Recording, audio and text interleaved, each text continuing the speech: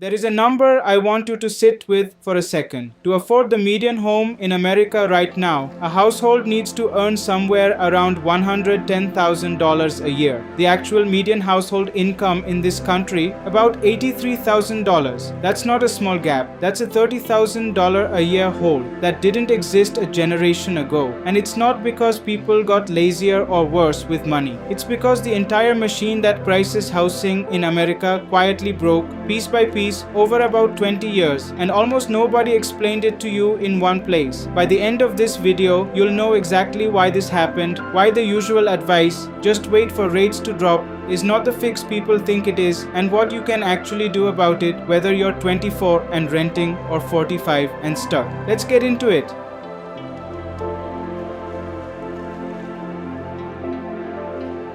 Here's the scene in mid-2026. The average 30-year mortgage rate is sitting around 6.5%. That doesn't sound catastrophic until you compare it to what an entire generation of homeowners locked in, 3%, sometimes even lower, back during the pandemic years. Median home prices are hovering close to $410,000 to $415,000 nationally. In cities like San Jose or San Francisco, the income you'd need just to qualify for a mortgage is pushing past $300,000 to $450,000 a year. And here's the part that should really bother you. Existing home sales are stuck near their lowest pace in decades. Homes are barely moving, roughly 4 million a year, compared to a historical norm closer to 5.2 million. So we've got expensive homes, high rates, and a frozen market all happening at the same time. That combination is rare, and it's not an accident, it's the direct result of decisions made over the last 2 decades. Let's break those down.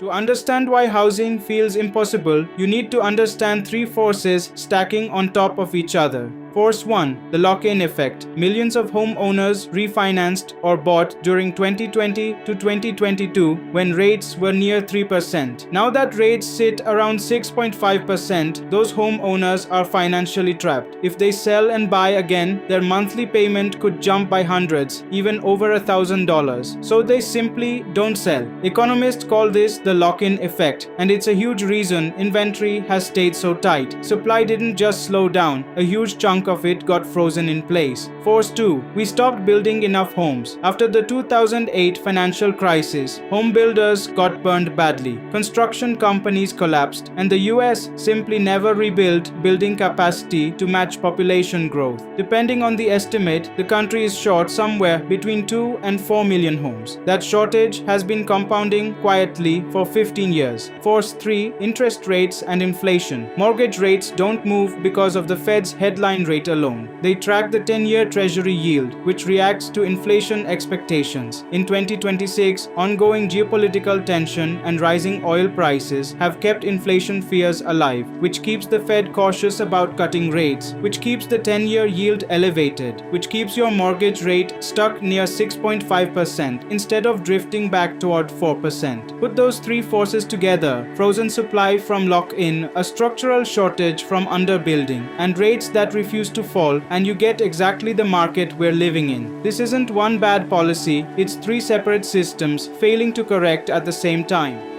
Now, before this turns into pure doom, I want to push back on my own narrative a little, because a good analysis has to. This crisis is not uniform, it's regional, and the difference is enormous. In parts of the Midwest, Iowa, Kansas, Ohio, Indiana, Missouri, median income is still enough to comfortably afford the median home. A home in Iowa might cost under 3 years of income. A home in Hawaii or California can cost 8 years of income or more. Also, rates aren't guaranteed to stay high forever, but most forecasters, including Fannie Mae and the Mortgage Bankers Association, expect rates to hover in the 6% to 6.5% range through the rest of 2026 and into 2027. Anyone telling you to just wait for 3% again is selling you a fantasy that isn't grounded in what's actually happening in the bond market.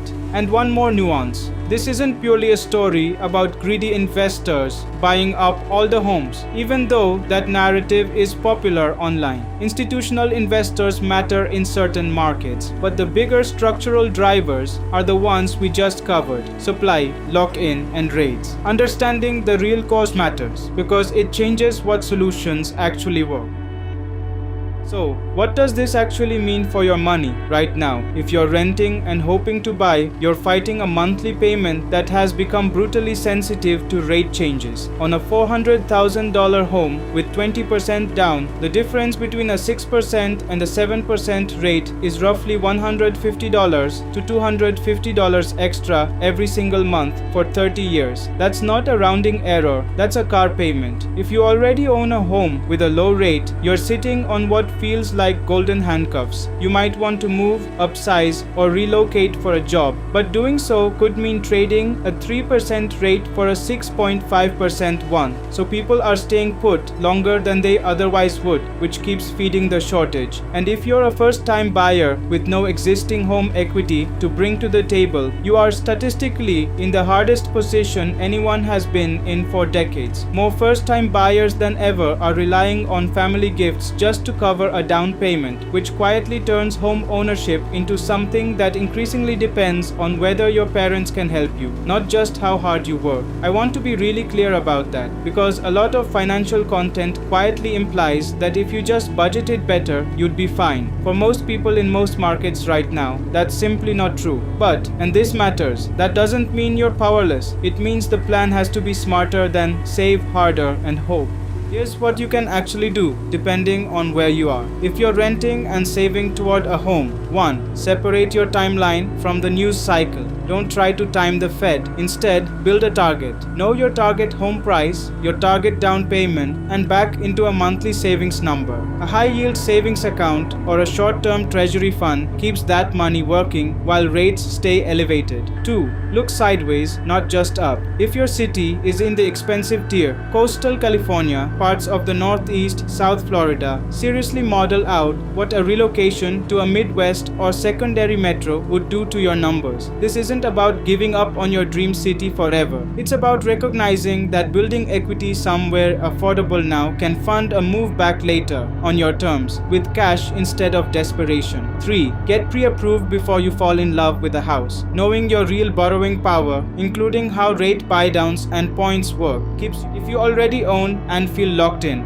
4. Run the actual math on staying versus moving. A lot of people assume moving is off the table because of their low rate without ever calculating whether the life upgrade, job, family, space is worth the rate hit. Sometimes it is. Do the spreadsheet before you decide emotionally. 5. Consider a HELOC or cash out refinance only with real discipline if you need capital for a renovation or investment, but treat this as a serious financial decision, not free money, since you're stacking debt on top of an asset in a higher rate environment. For everyone, regardless of stage. 6. Build your rate insurance, because a 1% rate swing can cost you tens of thousands of dollars over a loan's life. Treat your credit score and debt to income ratio as active levers you control. Paying down high interest debt before you shop for a mortgage can shift you into a better rate tier and save you more than almost any other single move. 7. Don't confuse renting with failing. In this specific environment, renting and aggressively investing the difference into index funds can, in many high-cost markets, outperform buying financially over a 5 to 10 year window. Run your own numbers with a rent vs buy calculator before assuming home ownership is automatically the smarter path. This market doesn't reward guessing. It rewards people who quietly did the math while everyone else panicked or waited. Here's the honest takeaway. This isn't a story about a housing market that's about to magically fix itself. It's a structural shift, lock-in, underbuilding, and rate policy all colliding. And it's going to take years, not months, to unwind. But structural doesn't mean hopeless. The people who come out ahead in the next 5 years won't be the ones who got lucky on timing. They'll be the ones who understood the machine well enough to build a plan around it, which, if you made it this far, is exactly what you just did. mind. If this helped connect the dots, subscribe to Dollar&Demand. Every week, I break down exactly what's happening in the economy and what it actually means for your money. No fluff, no fear-mongering, just the mechanics and the plan. Drop a comment. Are you buying, waiting, or relocating right now? I read everyone. See you in the next video.